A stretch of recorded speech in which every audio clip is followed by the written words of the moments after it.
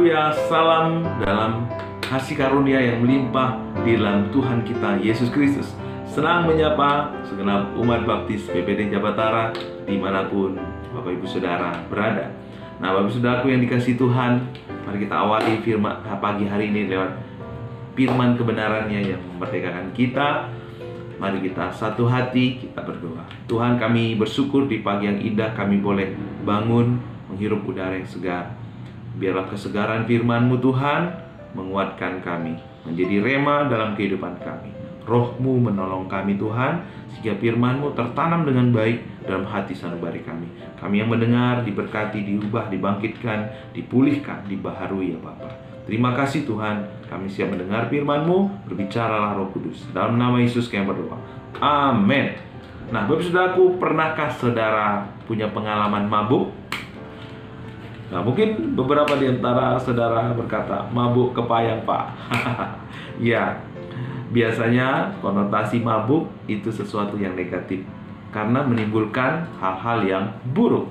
Tetapi hari ini Tuhan mau kita bukan mabuk oleh anggur, bukan mabuk kepayang, tetapi mabuk karena kita dipenuhi oleh Kudus.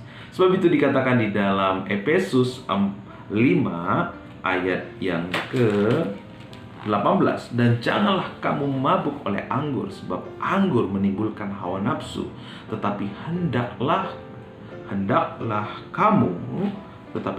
kamu penuh dengan Roh. Tuhan mau kita dipenuhi oleh Roh Kudus. Apa artinya? Roh Kudus yang memimpin kita, Roh Kudus yang mengambil alih seluruh hidup kita, Roh Kudus yang menguasai, mengontrol hidup kita. Kalau orang mabuk, dia dikontrol oleh alkohol. Kalau kita dipenuhi oleh Roh Kudus, berarti Roh Kudus yang mengontrol kita. Nah, ketika Tuhan Yesus naik ke surga, Tuhan Yesus memerintahkan murid-muridnya agar tinggal di Yerusalem. Apa artinya? Sebelum mereka melayani, sebelum mereka bersaksi, mereka harus mengalami pencurahan Roh Kudus. Karena itu pada waktu itulah lahir gereja. Jadi gereja lahir setelah mengalami pencurahan Roh Kudus. Nah, sebab itu, saudaraku yang dikasihi Tuhan, gereja tanpa mengalami pencurahan Roh Kudus bukanlah gereja yang sesungguhnya. Melayani tanpa kita mengalami pencurahan Roh Kudus, maka pelayanan kita bukanlah pelayanan yang dikenan oleh Tuhan. Karena gereja, pelayanan itu adalah milik Tuhan, maka kita harus membangun gereja, kita harus melayani dengan motivasi dari Tuhan, cara dari Tuhan, dan tujuan dari Tuhan, bukan dari kita. Nah, kapan kita melayani dengan motivasi, cara, tujuan dari Tuhan? Saat kita memberi diri kita dipenuhi oleh Roh Kudus.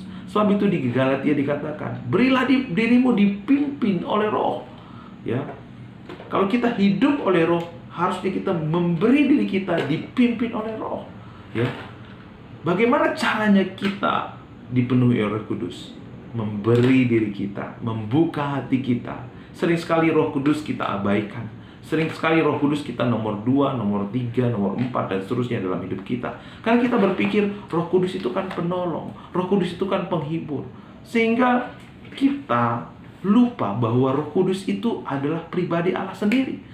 Pada waktu kita merasa tidak perlu ditolong, pada waktu kita merasa tidak perlu dihibur, kita mengabaikan Roh Kudus.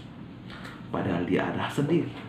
Kalau Dia adalah Allah sendiri, sudah selayaknya setiap waktu kita datang kepada Dia, kita bersandar, kita bergantung, kita berharap kepada Dia.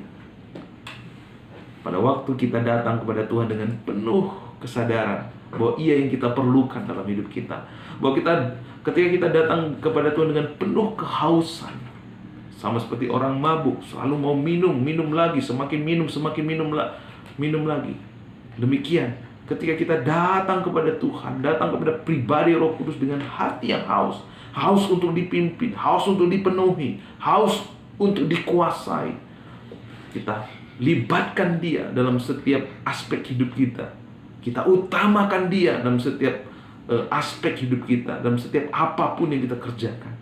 Maka saya percaya pada waktu itu saudara dan saya akan terus mengalami karyanya, kuasanya yang memampukan kita untuk mengerjakan pekerjaan-pekerjaannya, untuk memampukan kita menjadi gereja yang sesungguhnya, menyatakan kehadirannya, menyatakan penerimaannya, menyatakan kasihnya, menyatakan kebenarannya, menyatakan penghargaannya.